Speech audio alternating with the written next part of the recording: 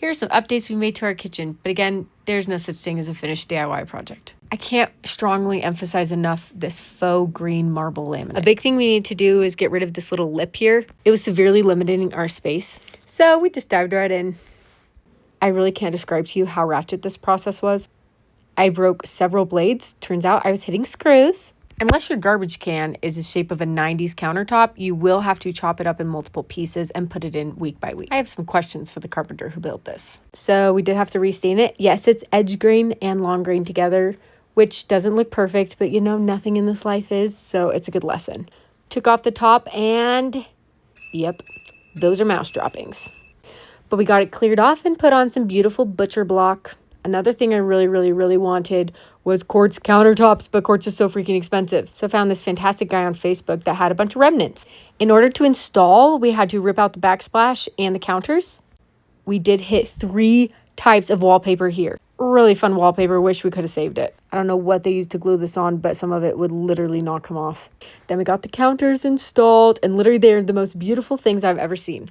The counters look fantastic. I really wanted marbling that is not gray because our kitchen is super warm.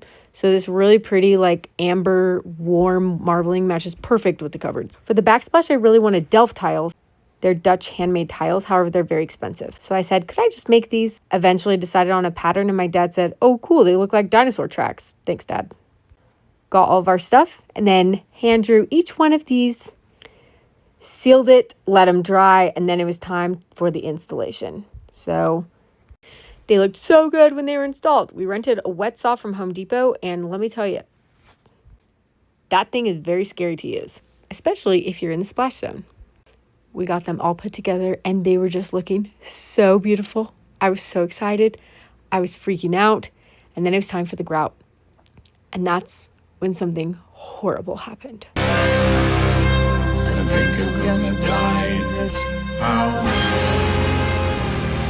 The grit of the grout took off the designs.